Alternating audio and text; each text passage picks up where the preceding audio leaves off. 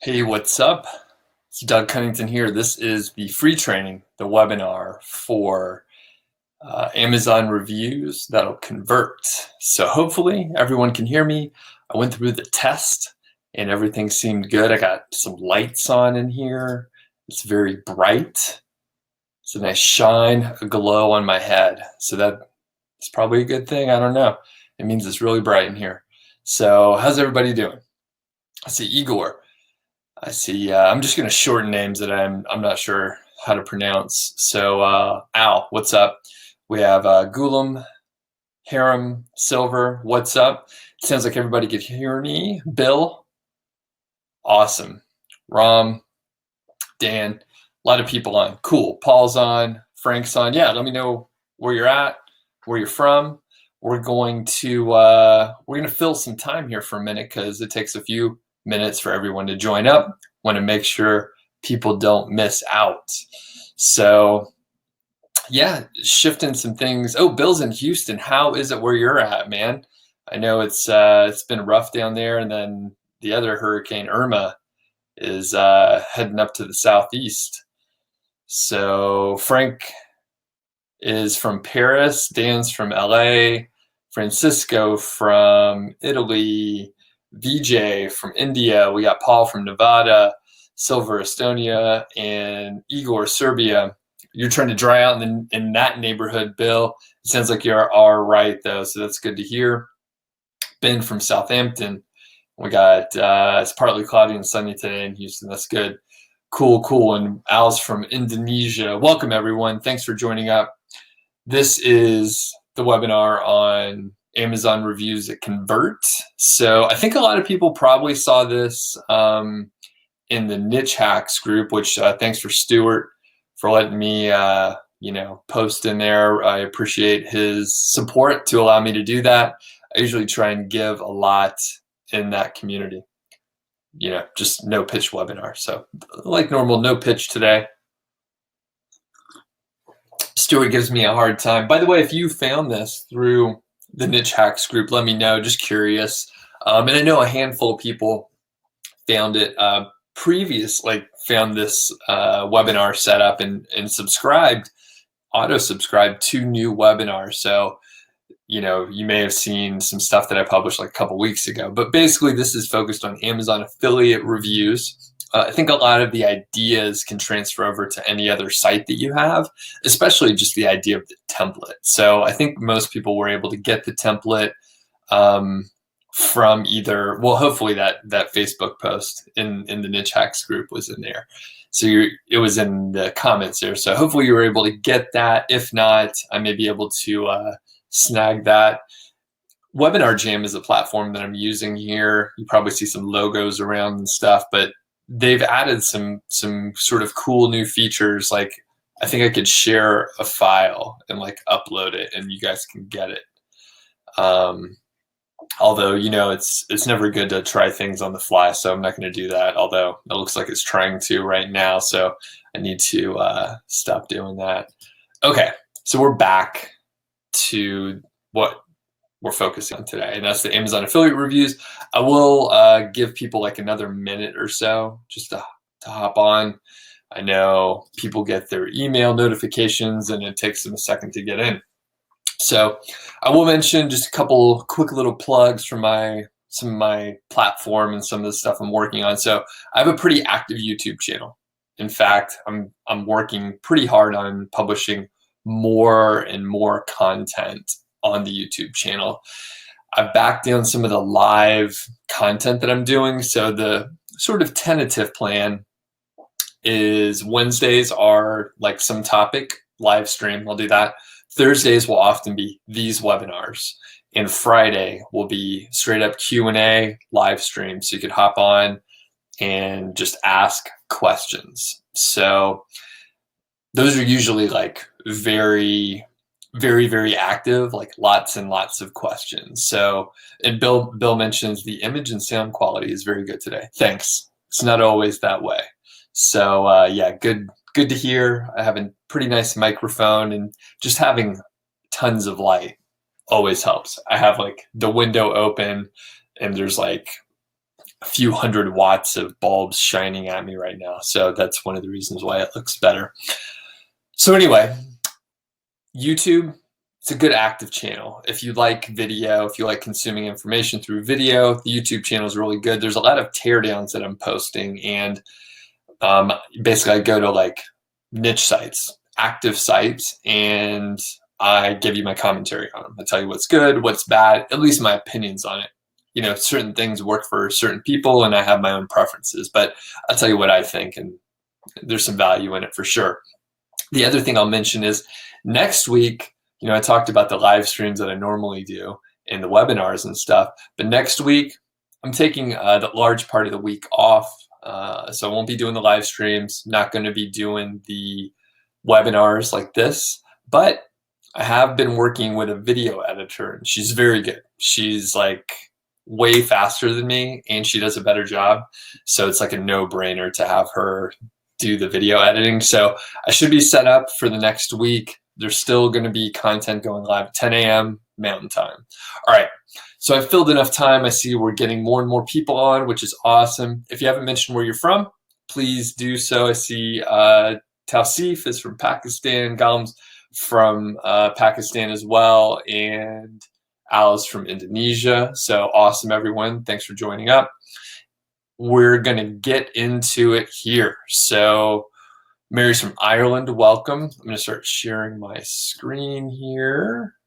And that's the right one. Okay, cool. And sort of with the upgraded stuff from Webinar Jam, like you can see my little, you can continue to see the webcam screen. So when I wave my arms and point at you and stuff, you can see.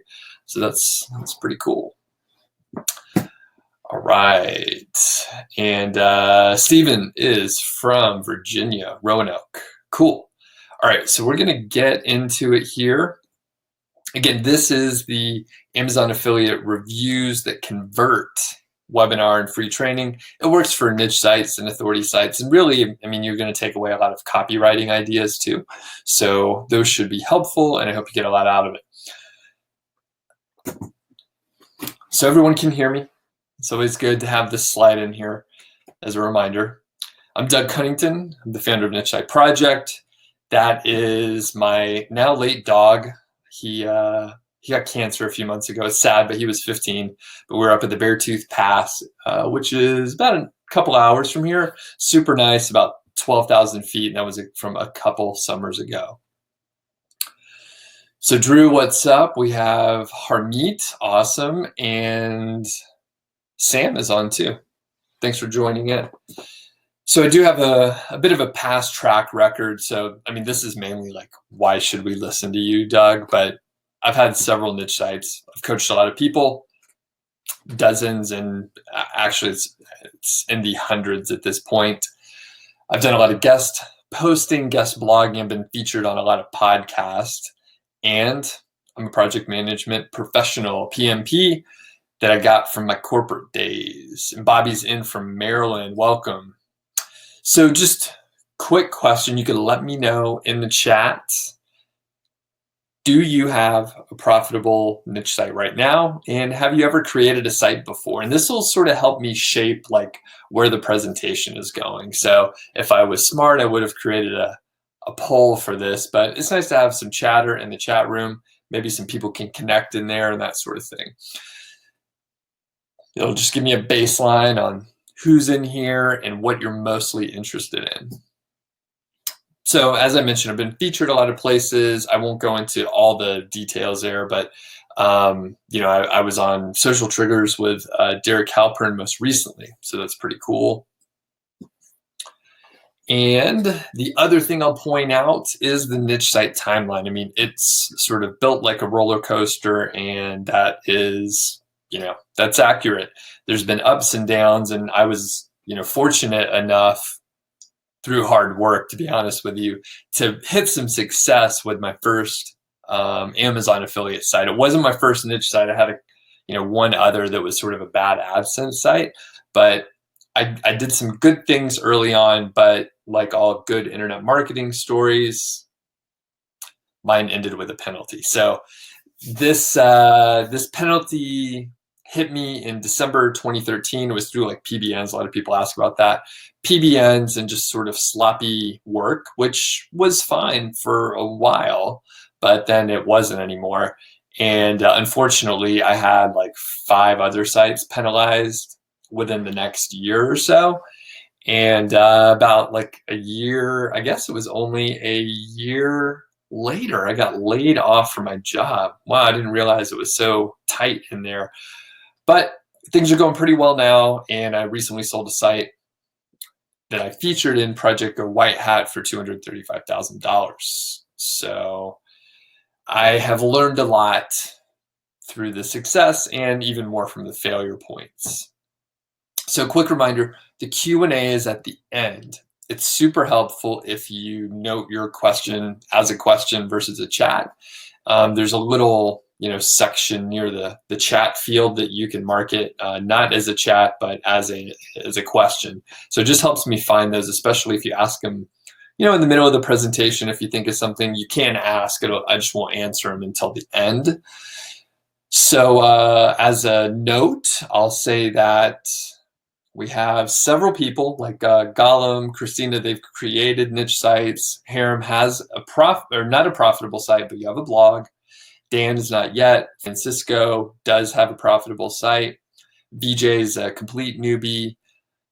Silver you have a profitable site. That's cool. Some people are looking to improve the conversions, and a lot of them have, or Gollum mentioned that you had several sites, but you got hit by Fred, so that's no good. So there's a lot of people do have sites and they're profitable, and it sounds like you want to turn the thumb screws and be able to build up the revenue more. And then there's a mix of people that it sounds like you're just getting started. That's totally cool too. And good thing is this applies for everyone. So this whole presentation will work for everyone, luckily, because if you have a site, you'll be able to go and tweak certain things. And if you don't have a site, when you start creating the content, you can use the template to essentially build your content in a way that should convert better than just general content. So, okay, cool. And Bill's launching his first authority site this week. Rom has a site since June, no earnings yet, pretty young site. And Paul has many sites, very new at niche sites though. Okay, cool. So first off, I think the people that already have sites, you already know niche sites are good because the startup costs are pretty low. It's pretty easy to get started. You really just have to get a hosting package. You can use a free theme and then launch your site. You can probably do it in an hour. You can do those steps in an hour. If you can type your credit card number in fast for the hosting account. I mean, it's so fast to set up a site these days. And from my perspective, it teaches you so much on a variety of topics. It's a lot to learn, right? There's a lot of areas, but for most of niche site building, you really only need to touch the surface of certain things like SEO, the theme and hosting, domain names and dealing with DNS servers. Some of those pieces can be very detailed. You can go really deep in SEO. And I find, sometimes people resonate with a specific area and, maybe they get into niche sites a little bit and then they figure out they actually like SEO and they actually like lead generation. So basically you're able to, learn something, figure out what you like, and go deep on that. Or if you like niche sites, you like the whole package like me, then you could stick with it. All right, the other part is you can grow a niche site as big as you want it to be. So some people get caught up in the lingo, the terminology of a niche site versus an authority site, but really they're pretty much the same thing. I mean, there's other definitions people may want to apply. It's really a branding and marketing thing. I'm from Niche Site Project, so I call them niche sites. I'll say that. Other people like Authority Hacker, great guys over there, they call them authority sites because that was the thing to call sites when they were ramping up. So basically, you can grow a site, and a niche site can grow as big as you want it to be. So overall, you do need to have a plan. Part of the stuff that I share, and part of it is because I'm a project manager, it's very like process oriented, and it's very task oriented. It's a lot more organized than a lot of other people. I know that for sure, just because I learned by reading blogs, listening to podcasts, and a little bit of YouTube also. So I sort of pulled together a lot of stuff and curated it into what I want to teach. So let's get into the perfect Amazon review. Again, a quick reminder, questions are at the end, Q&A is at the end. I see Joseph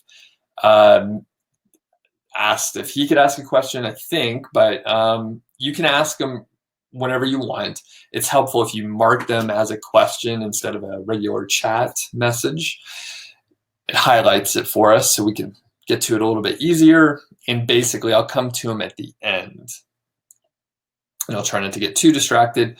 By the way, if the video freezes, if the sound goes away, if something happens, let me know in the chat, but also refresh. Most of the time, you just need to refresh it, and then you'll be good to go.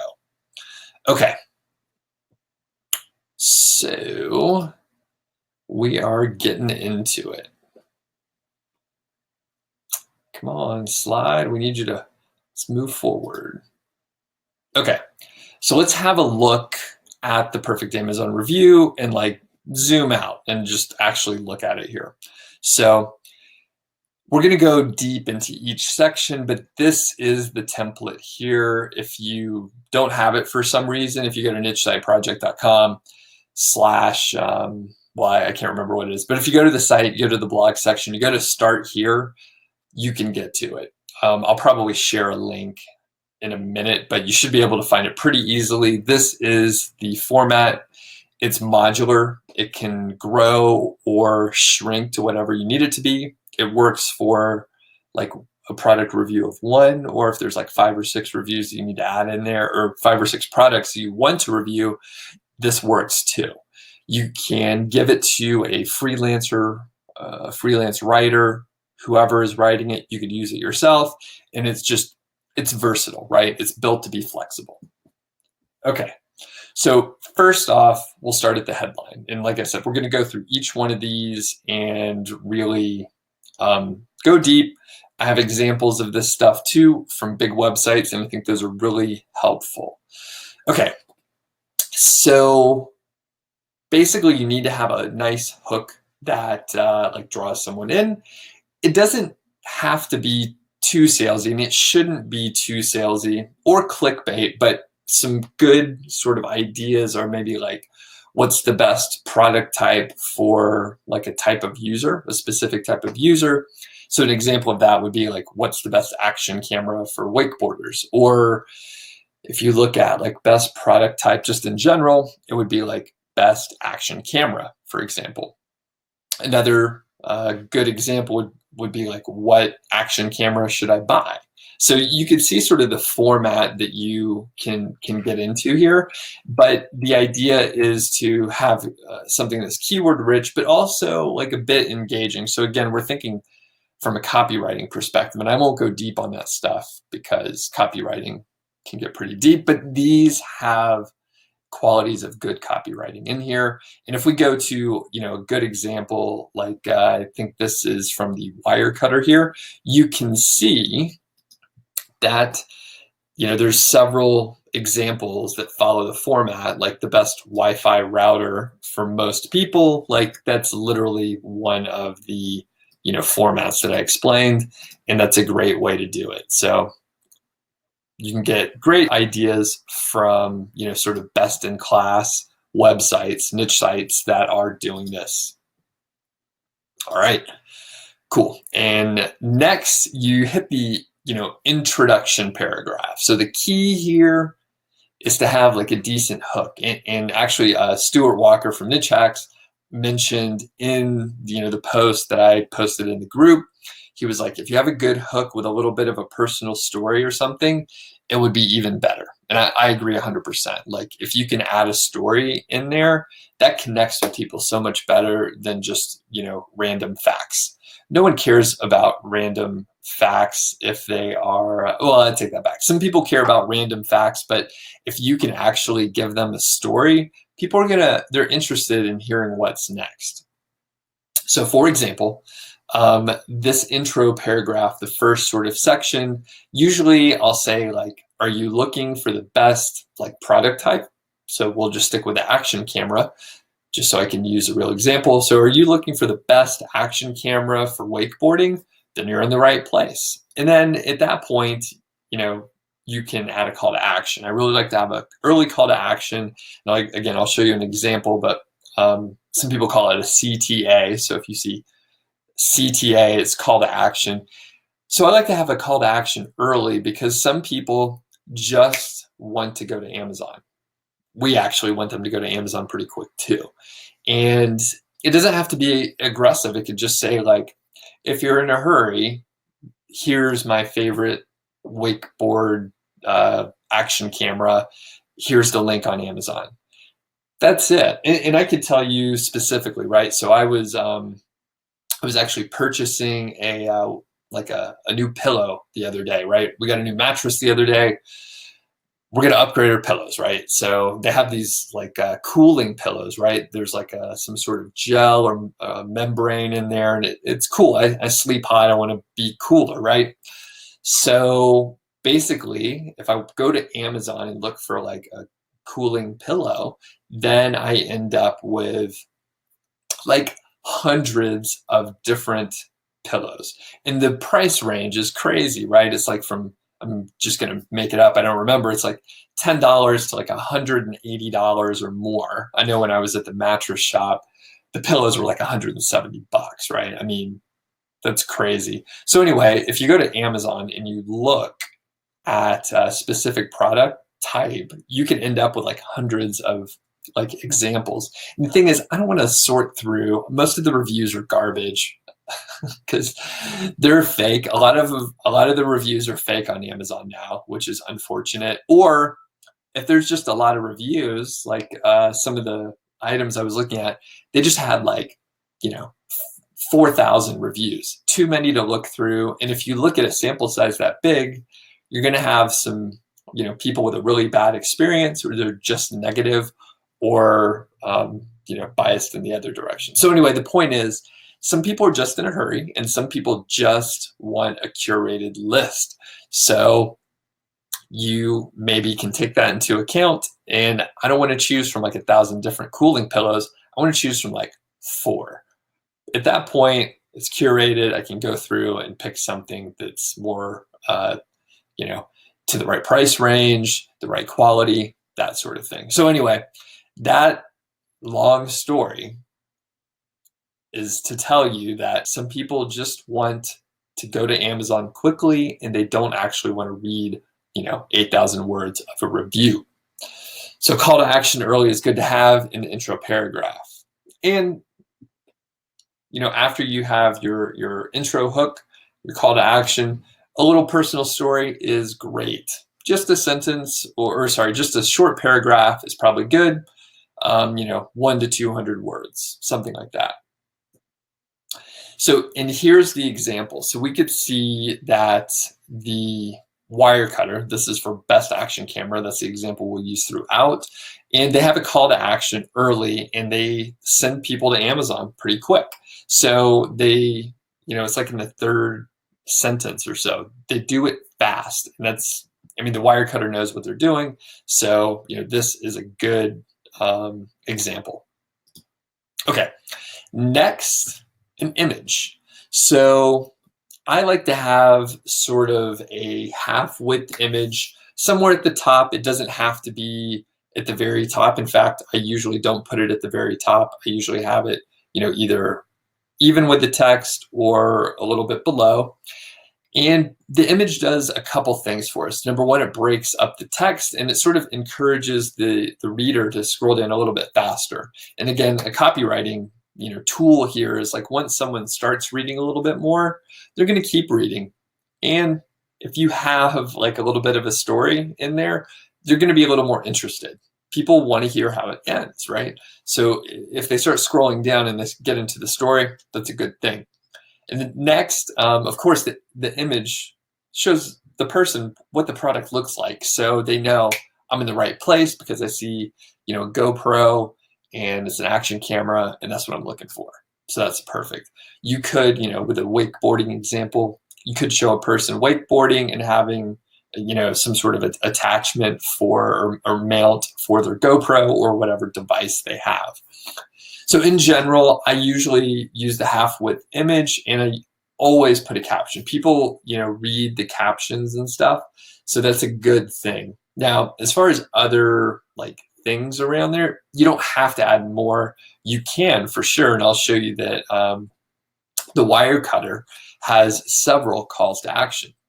So you can see here, they have, several areas. They have the image, number one.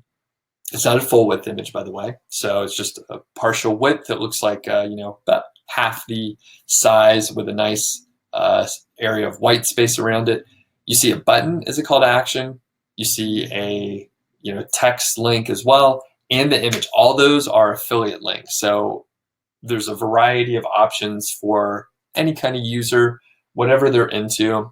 And I'll mention, oftentimes I don't put an affiliate link in the image because through my experience, it doesn't convert as well as my text links. I don't use buttons either. They work well, right? It's a great way to sort of differentiate the text there, or the button from the text with the bright color and stuff. It really stands out. Obviously, the Wirecutter knows what they're doing. I don't tend to use buttons though, just because in my workflow, it doesn't support buttons as much. Okay, next is a table. So a table is an awesome way to add, cover the details of a product, summarize data, and put it in a small area, right? You could, put everything into a paragraph, but that's dense to read. It could be hard to read if there's a lot of technical stats in there and stuff. But if you put it in a table, it's a great way to see it. And if you just have one product, that's okay. You could list out the technical stuff in there, in the table, that is. And if you have 5 or 10 products that you want to show, then the table is almost essential to have. If you're going to try and compare different items to each other, the table is really needed, especially if you're looking at the technical specs, the ratings, and that sort of thing. So you'll usually find that if you have a table, you'll get more clicks to Amazon. It's a dense section with good information, and you'll be able to put affiliate links in there. You can put images if you want. You can, add text links if you want. You can put buttons in there if you want. I usually just keep it text because, I guess I'm a little bit lazy and I don't want to deal with the images, but, I have the nice call to action in there as well. So it's something like check this item on Amazon or whatever, something like that. And I do see that Bill, and if the question's super relevant, I'll hit it right now. As far as plugins, first off, I hate plugins. I want to have as few plugins on my site as possible. So I do straight HTML tables. Okay, so if you go to Google and you go to or you search for HTML table generator, you'll find some table generator, and you can build responsive tables, pull the code. You don't have to use a crappy plugin. Let's face it, TablePress kind of looks terrible, and it's awful to use, right? I mean, who uses TablePress and likes to set up the tables? It sucks. I used to use it because that's what everyone recommended, but it turns out it's actually even easier to use a HTML table generator. It loads faster. You don't have to have a plugin. And yeah, okay. Christina says TablePress sucks. Bobby likes it for some reason, but just in general, using more plugins. I just try to avoid it. If there's another solution besides using a plugin, I'll try and do that. So overall, it doesn't matter how you're doing your table. If you use TablePress or some other thing, that's totally cool. But really, it doesn't matter what you use to create the table. Tables are good, and it's a great way to summarize data. Okay, and I'm going to point out Outdoor Gear Lab because they do tables really, really, really well. Okay, so first, they basically, a couple things to know. They have an image. They have these cool like awards, which are their own like made up awards. It's editor's choice, top pick, like best buy, like economic choice, whatever. And then it has like an overall score and just critical information. It lists pros and cons, some of the most dense, like well put together tables that I've seen. It's awesome. And the other thing that you'll notice is they only display 1 through 5, even though there are 10 possible. So if you have the opportunity to list, dozens of items, that's cool, but you should only display like about 4 to 5 in the top section. I recommend you put the bigger table below, put it lower, put it somewhere else, because if there's too many choices, going back to my confusion on picking a pillow yesterday, like if you give someone too many choices, like they may not make any decision at all, and they'll just leave because it's too much and it's just too much information for them. So Outdoor Gear Lab, like if you can come anywhere close to putting a table together like this, that's fantastic, but I don't have anything that fancy. They just do a really good job. Best in class. Okay. Next, we got, and I see other table questions. I'll come back to those at the end, just so I can, actually make it through these. Okay, next is the features section. So as we're moving through the template, by the way, folks, if you asked a question, can you mark it as a question for me? I think you have the ability to edit the chat after it's in there. If you mark them as a question, I'll be able to come back to them a little bit easier. Please do that for me. Thank you. Okay, next is the feature section. This is one of the areas that you could like expand into many different areas or many different links. So in the template, I only mentioned like 2 features. That's kind of the minimum that you need to cover so that you can like present some information, but you can have like as many features as you want. It may seem a little crazy to have like a dozen features listed or things to consider, but if you have sort of a complex product, then you may need to take a lot of space to explain everything. Additionally, and I can't think of a good example, my pillow example isn't great, but let's say it's something more complicated like a refrigerator or something. There's like tons of different options out there that you maybe need to have explained. And if it's like sort of a newer refrigerator that has, Wi-Fi capabilities and is connected to, Siri or something like that, then, it may be like beneficial to explain all that. So anyway, the features area, you should have at least 2 features that you talk about, pros and sort of cons, and just descriptions and explanations about those features, but you can basically do as many features as you want. And the example here is like the opening for the comfort section of boots, and this is from Outdoor Gear Lab. So, they go deep and they talk about kind of like the pros and cons of this specific boot and what they liked and what they didn't like. So very good to go into the pros and cons, because if you just list positive things, it lowers your credibility. So just a reminder, everyone, if you ask a question, please mark it as a question. Thank you, Ram, for doing that. Okay, next. So at this point, after the feature section, you have sort of like the features and specs for each model. So the assumption, of course, in this is you're reviewing multiple models. So you would list like, boot 1, boot 2, boot 3, and each one of those boots would have, information about it, and it would go into more detail.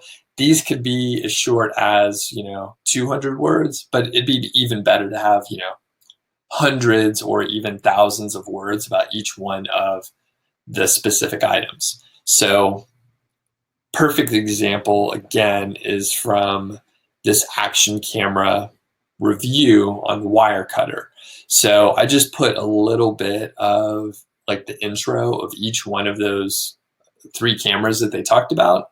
And there's thousands of words on each one. So you can see that you can go deep into it, and they wisely, they put their number 1 pick, the runner up, and then the budget pick. So there's 3 different areas depending on like what is most valuable to the person. It's really nice to sort of narrow that down for them. You give someone 3 choices, and then you tell them like why that specific model is one of the best choices. Okay, so next is the customer or user impression. So one of the big things with Amazon, and one of the reasons why it took off, one of the many reasons it took off is like real user reviews. I mean, can you imagine what it was like? I mean, we have to remember what it was like before you can like get actual user reviews. All you could go off of was like specs from the manufacturer and maybe some forum posts where people were like really into the topic. But really, it's tough to get authentic reviews nowadays, because when you go and look at Amazon reviews, a lot of times they're not that great. So I'm gonna have to get a drink here. I'm gonna lose my voice.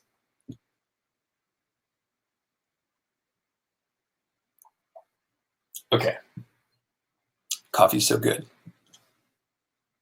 So basically, what you can do is look at the reviews on Amazon, but you cannot copy them, right? That's written material, right? Copywritten material that's owned by Amazon. So you don't want to like get Amazon upset with you, okay?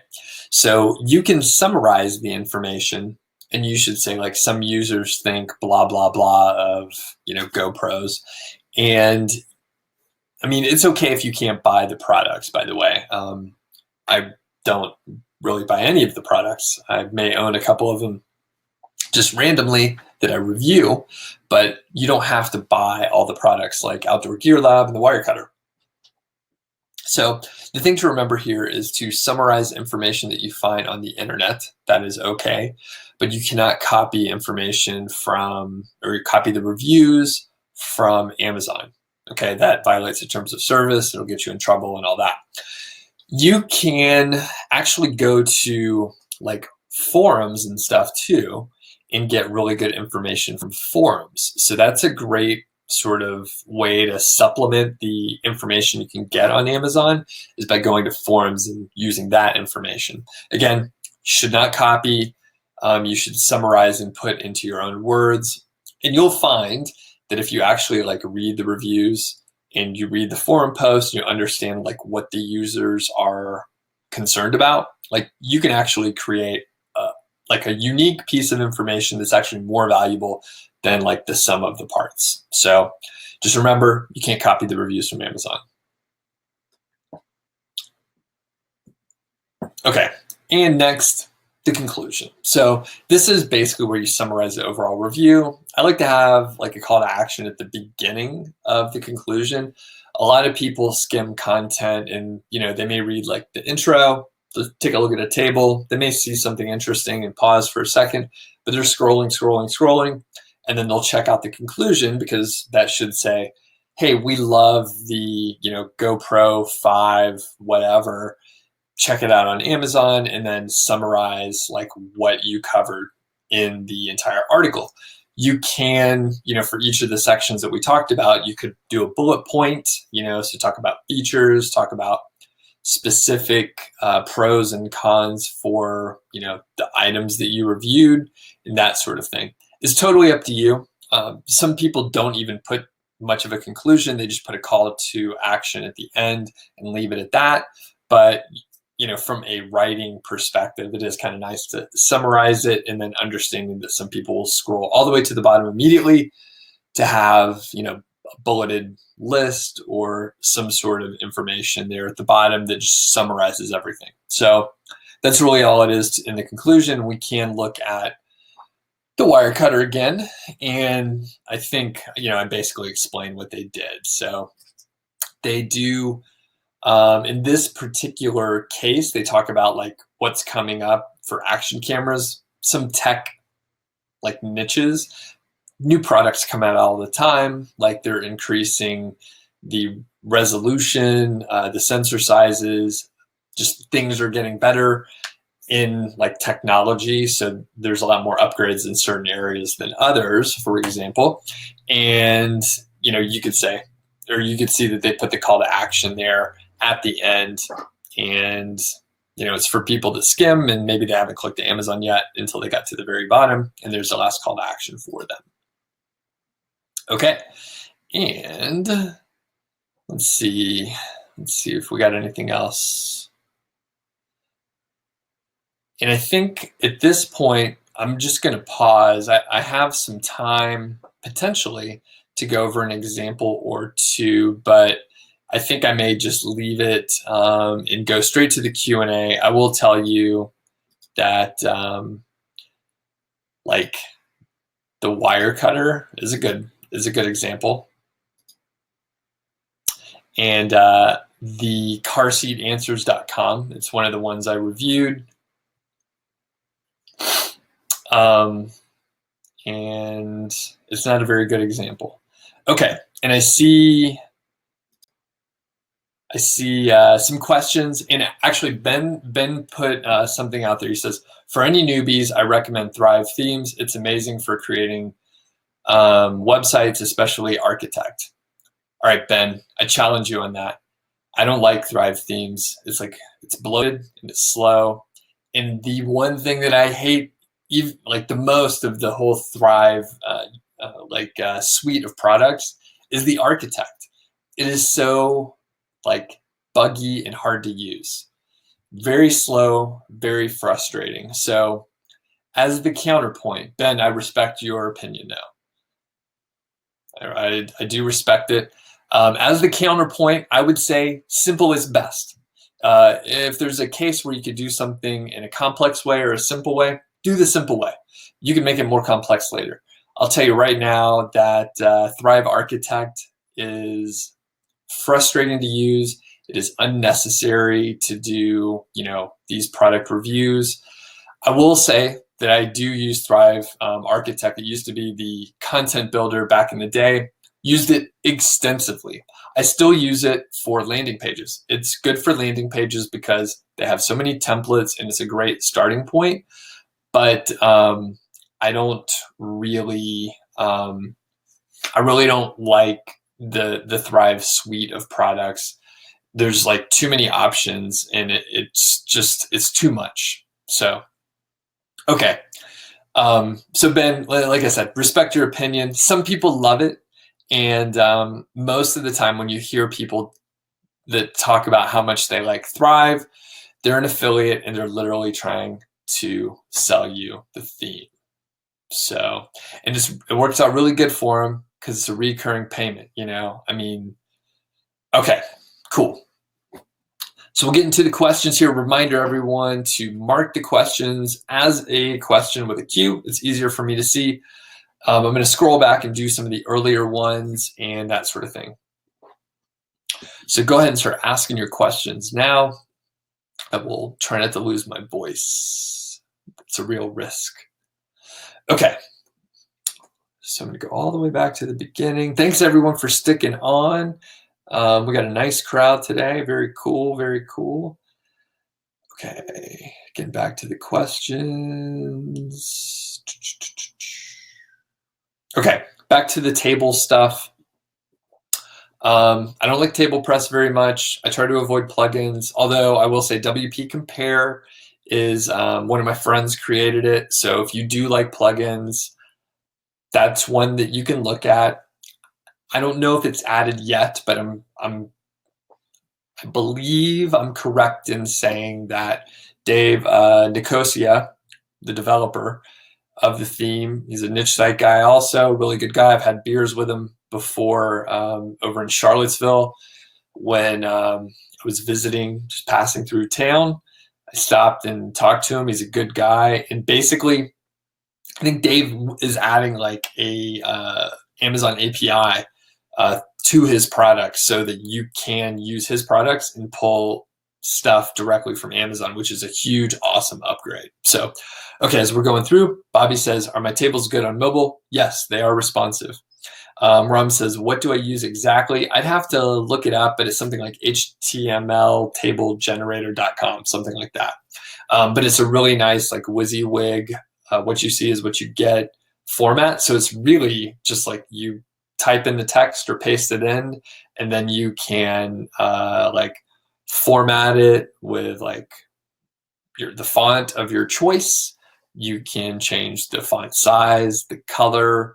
You can, put borders in, shading, alternate. I mean, it's just as robust as like creating a table in Word or Excel or whatever apps that you use. So it's very easy to use, and like I said, it's easier and faster for me to use than like TablePress or other plugins and solutions like that, and so much better than trying to put a table in with Thrive themes. It's possible, but man, it sure does suck. Okay. Al Zufri says, product comparison plugins, you notice WP Compare, it looks good. Cool. And that's Dave's plugin. One thing you're concerned is, will it slow down your load time? Potentially, but it may not be a big factor. Like, here's the thing: if you have like that is not just a table plugin. It's like a full comparison. It has like a drag and drop feature for people comparing items. It's very cool. It's a very cool plugin. What I will say is, if you have a lot of other plugins, then adding another plugin may like put you over some threshold where it's a little slower than what you would like. But if you can keep your plugins around 10 or less, you should be okay. And if you want to use WP Compare, what you can do is set it up, use it, do a speed test, see what happens. Like, unfortunately, the only way to really know is to actually test it. Okay, next, Ram says, I thought it wasn't permitted to put pricing inside a table. Okay, so if you can't hard code pricing, you can list pricing if the pricing is pulled from the API, such as like the Amazon native ads, or if you're using something like EasyAzon, it pulls the data from the API and it's accurate. The thing is, Amazon doesn't want old, like bad information. So let's say someone was going to buy a GoPro, they thought it was going to be, $399, but because it's listed on the site, and then when you click over to Amazon, it's like $499. That's a bad customer experience. They don't want that to happen. Okay, so that's the reason. The other thing is, if you see big sites doing certain things, they probably have a different terms of service than the rest of us. They're making like millions and millions and millions of dollars for Amazon, and they're making a lot of money too. Like, I'm sure they have their own associates, like account manager, and they have their own terms of service. They may be able to put links, like affiliate links in their emails, and a lot of stuff that we can't do. So just because you see another site doing something doesn't mean really anything. You can't draw any conclusions. Okay. And Ram, it's just coffee today, at least at this time of day. Got a lot of work to do, but probably beer later. Okay. And Frank says, what works best? Single product reviews or 3 to 5 product review articles? I don't know. It depends. Both can work fine. It just depends on what you're trying to do. Okay. As we're going on, Silver says, what about Genesis? Overall, the theme actually doesn't matter that much. So Genesis seems fine. A lot of people like it. The main thing that I look for in themes is that I don't want to spend a lot of time on them or fuss with any of the options. And that is one of the primary reasons why Thrive is tough to use. So there are so many options. You can do everything in Thrive, and it's actually, it's too much. It's bloated. And then, I mean, with all that power, it comes at a cost. So if you want, if you're a developer, if you have a lot of websites, Thrive is probably a great solution because there's so much stuff that you can do. I do use Thrive for sales pages and landing pages. So Thrive, I guess Architect, now that it's called that, it used to be the content builder. It's great to put together a sales page because you can just sort of build it how you need to, or they have the preset templates. So it's great to start from. I will mention that I had a page that I built with Thrive because when it first came out, everyone was telling me, oh, you really need to use Thrive. It looks beautiful. It's going to improve your conversions, and the appearance of your site is really, really important. This is what the pros and the experts were telling me, and I listened to them. I was just starting. By the way, they were affiliates, right? So they got the commission after I bought the theme and enrolled, and the conversions didn't go up. Nothing positive happened out of just changing the design. I'm not saying that's always the case. I'm just saying that's what happened for me. Then I went back. This wasn't that long ago, maybe about a year ago. I went back and I was like, man, this page is loading so slow. It takes 8 seconds for it to load. My other pages are loading in 1 second, right? I like to have a fast site. Everything's loading pretty fast. So I was like, there's not even that many images. I'm going to take Thrive out, and I'm just going to replace it with, the straight, a regular blog post style, right? Using all the options within my theme. So when I did that, the size of the page went down by 60%, and the load time went down by 56%. For some reason, I remember that number. So all of a sudden, the load time was fantastic. It was where it needed to be. It was sort of, it was a very long post. And basically, Thrive Content Builder was very bloated, very slow to load. Mainly, I just want themes to stay out of the way. So Silver, super long answer to what about Genesis? Sure, seems fine. And Gollum says, can you ask a question about keyword research? Sure. Next, Arthur says, what about the Azon plugin? It seems fine. I don't use it. And I think Todd is asking, what theme do I use? I'm not, I won't even answer because it doesn't matter. So I will tell you one of the first sites I use, I just use the WordPress 2012 plugin. Okay, Bill says I'm using Flatstone. It's and it's very few plugins and other parts are disabled. Cool. Al says, I agree with Doug. You're using it last year, but you go with as simple as possible. Excellent. Bill says you looked at Thrive for several days and decided against it. Okay, that's cool. They have such good marketing stuff too. Okay. And Mary says, can I share a link to the HTML table generator that I use? Loads come up, so it's best to get my recommendation. And actually, I will check real quick.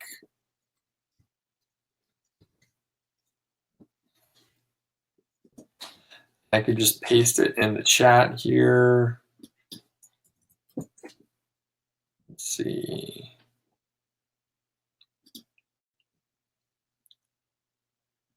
Yeah, I think this is it. Okay.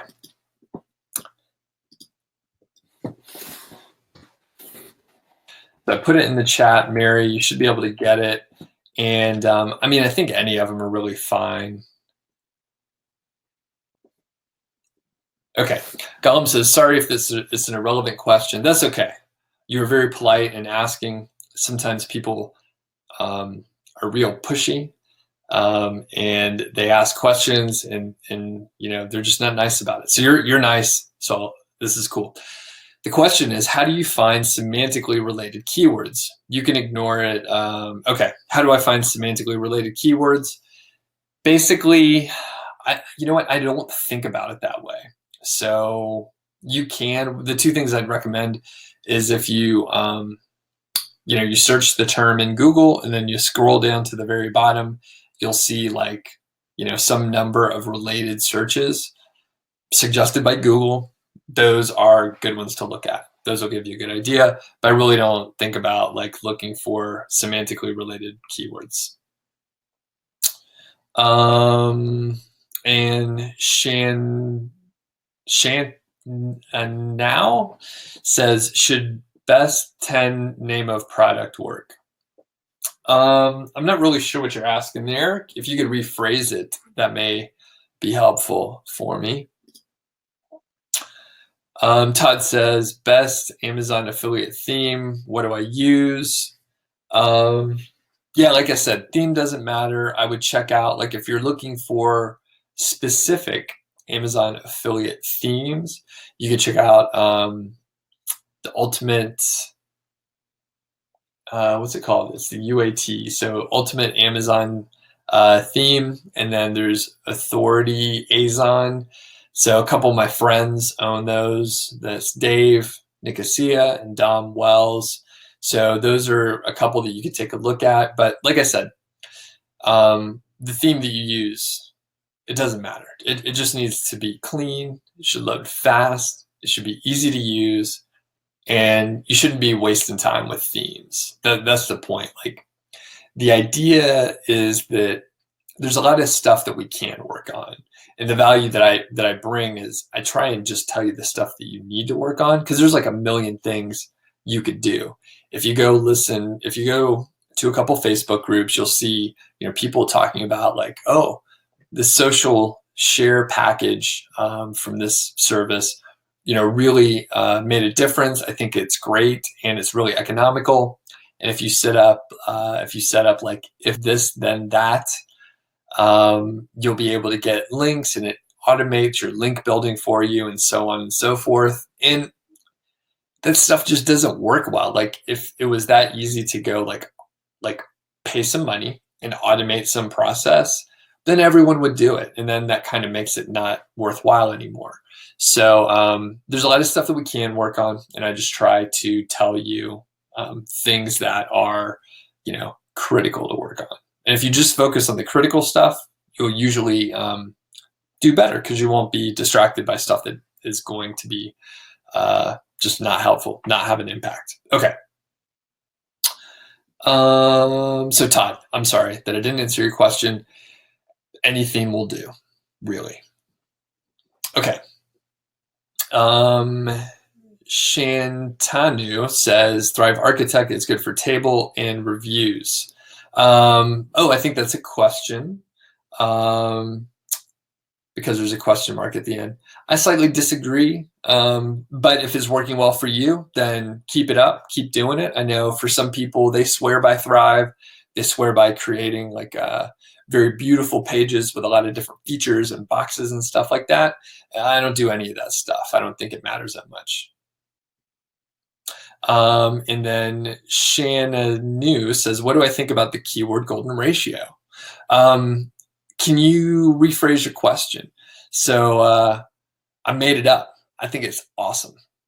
I think it's great, but I think you really want to like ask something different than that.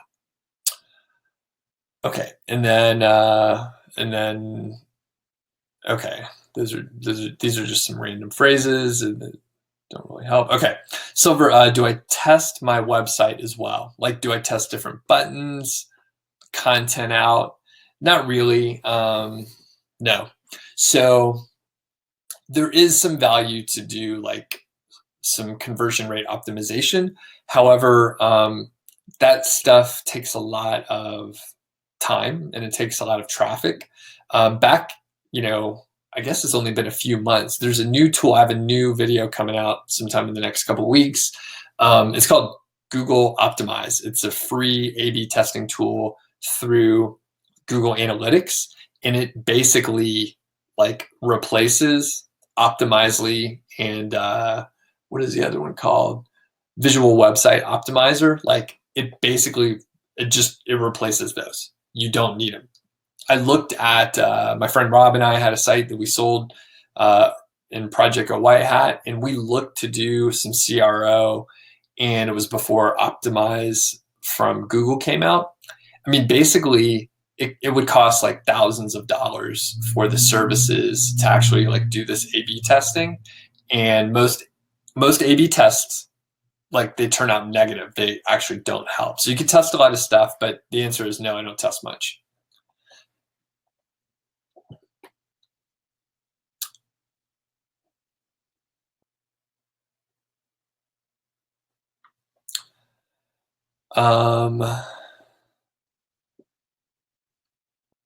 Okay, and let's see here.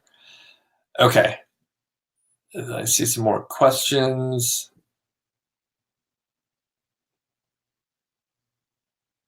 Okay, Shannon New, how much do I think it takes to make your first $100 if you work on it full time? You could probably do that in like 4 months or so, like $100 total, and then by 6 months or so, you should do $100 a month or so. And Kurthy posted their link in there. So let's see what this is. Let's see if we're going to kick you out of here.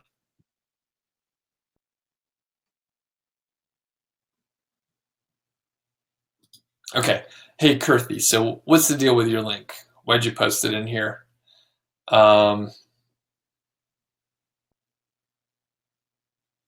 Let me know. Okay. And it looks like you're just trying to show your theme and maybe get a couple people to click to your website, but probably not the best venue to do it. So I don't think you meant anything by it. Okay, what other questions do we have? We're at the top of the hour. It looks like a lot of people hung on here for a while, which is awesome. Thanks for joining up. Remember, tomorrow I'm doing a live Q&A on the YouTube channel. So if you are not subscribed and you like to listen to me talk, which if you're still here right now, then that means that you do. So there's the YouTube channel. You can click on subscribe and then click the little bell and you'll get a notification in about 23 hours when I go live, and it's just Q&A. So you can ask all about it. Okay.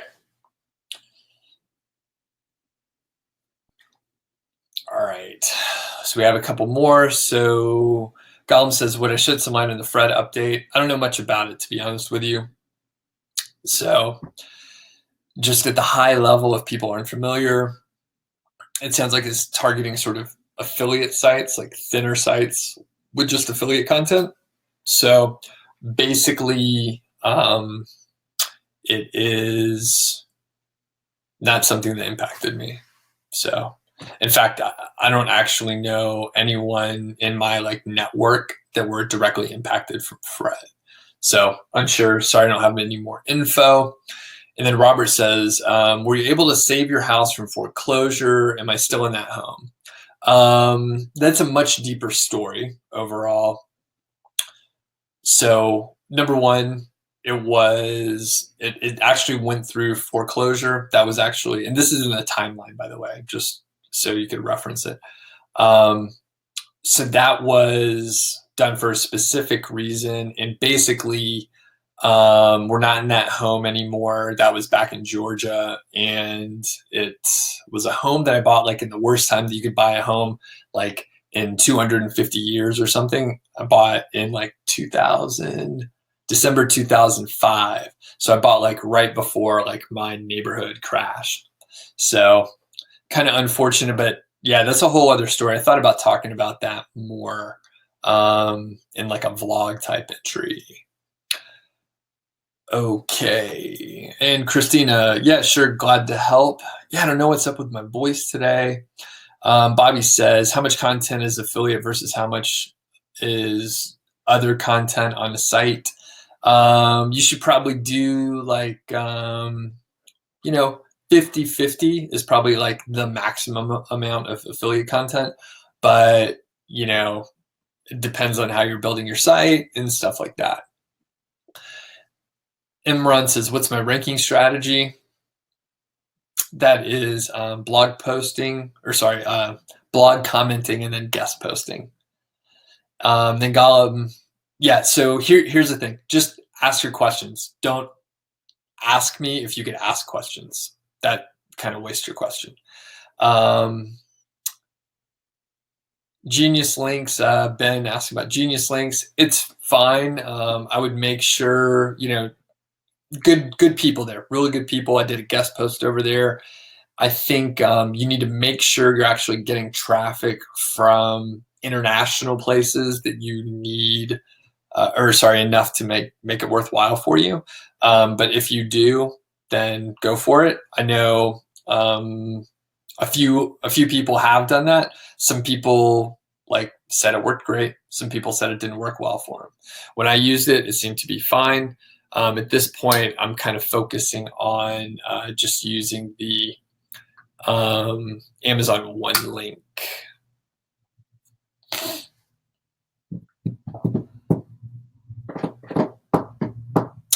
Okay, cool.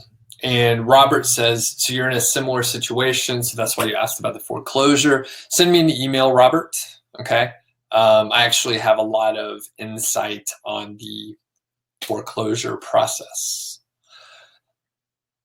Okay, and then Imran says, what would be my ranking strategy to beat sites like the Wirecutter and other sites? Same. It's the same thing, man. You just need more links and better content. So same deal. It actually doesn't change. You just have to do more of it. Okay. Gollum says, what are the signs if a newly established site goes into the Google sandbox and how to get it out of it? How can you be safe from the sandbox? I think, let me explain my understanding. So if you're unfamiliar with the term sandbox, basically it's like Google puts you in sort of a probationary sandbox, as the term describes. You have to stay and you play in that sandbox until you make it out. And the thing is, all your questions, I think, are sort of like slightly misinformed. So what are the signs if a newly established site goes into the sandbox? All sites go into the sandbox. Like, you can't not go into the sandbox. How do you get out of it? You have to wait 6 months and then basically you're out of it. How can you be safe from the sandbox? No one's safe from the sandbox. What you can do, though, is use a keyword golden ratio, because basically my observation is you can rank, and a lot of students have found this too. You can rank, maybe not like in the top 10, but you can rank like in the top 30 right away, basically, if you use the keyword golden ratio. So Gollum, yeah, the sandbox is a little different than what you are thinking. Okay, Ben, yeah, basically for me, as far as like Genius Link, when I look at my traffic, like, I don't get enough from other places to make a difference, except maybe the UK and Canada. That's what one link covers. So I went ahead and move forward with that. And for me, it's not, not a huge deal. Okay. And then Chantanel says, if you buy an expired domain, can you skip the sandbox? Sometimes. I would recommend that you don't buy an expired domain, but just buy an existing domain. If it's expired, then you may have to reset anyway. But if you buy like an existing blog, then you may be in good shape to, skip the sandbox. But basically, you're just buying a website at that point. So, okay, cool. Any more questions here? Be sure to go to the YouTube channel and subscribe. I'll answer more questions tomorrow. It looks like we covered everything. Okay, let's see a couple more, and I'll try and answer them. Bill says, is the KGR similar to the keyword percentage suggested by Yoast? No, it is much different than that. Let me, keyword golden ratio. Where is that? I'll post the video in here. Because, Bill, this is going to really, change the way that you think about keyword research. So it's definitely much different than Yoast. By the way, you shouldn't pay attention to that keyword percentage suggested by Yoast. It's not good for what we're trying to do.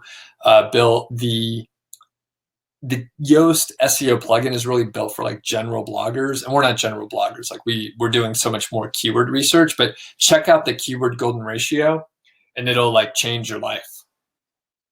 That's what other people have told me. Okay. When do you start backlinking on new sites? As soon as possible. Todd says, do I try? And if so, what do you try to do to drive traffic while in the sandbox before it gets organic traffic? Basically, keyword golden ratio is how I do it, and I don't try and get other traffic. Ram says, how do you know if you're out of the sandbox? Basically, you don't know. But typically, I've seen it multiple times from multiple people. You're working on your blog, you're doing keyword golden ratio stuff, you're publishing content, you're getting guest posts, you're doing all the stuff that you're supposed to do, right? And then, traffic's kind of moving up, but nothing alarming. When 6 months hits, like traffic starts like going up a little bit more, and then it like doubles and triples and stuff like that. And I've seen it multiple times. So Ram, you don't actually know when you're out of the sandbox. It's just, here's the thing, start as soon as possible. The sooner you start your site, then you should be fine. So, and Bill says, should I disable the Yoast plugin? No, I mean, there's some good features on there, but if it's, I wouldn't follow the advice that Yoast gives you unless you know why. So if you find a keyword golden ratio term, like, I'm just making it up. I don't think this is actually a KGR term, but if you find a term that's something like, what's the best, sorry, I just went blank from what we were talking about. What's the best action camera for wakeboarding? Okay. So let's say you put that in as your keyword phrase, and then Yoast tells you to use it like some percentage of the time. Then you'll end up using that long phrase, like, I don't know, 14 times or something, which is super weird. No one would have that. So really you should use like a long phrase like that, like 2 times, maybe 3. But the point is, the Yoast plugin is super useful for some stuff, but it is not helpful because we're very advanced users. We're doing on-page SEO, we're doing really advanced keyword research, and the normal user of Yoast is just blogging, and they just put in like a one-word keyword, and they may need to use that a few times. So just be sure you understand why, Bill, why Yoast SEO plugin is telling you to do certain things. Okay. Cool. I think I made it through the whole queue of questions. Thanks, everyone. I should talk closer to the microphone tomorrow so I don't lose my voice. All right. We'll see you next time. Hopefully tomorrow. Tell your friends. Ask other people to subscribe. If you are in that Facebook group, the Niche Hacks, you can hop back over there and say, Doug, your webinar was so awesome. The lighting was really good. You sound so clear. All right, thanks everybody. See you later.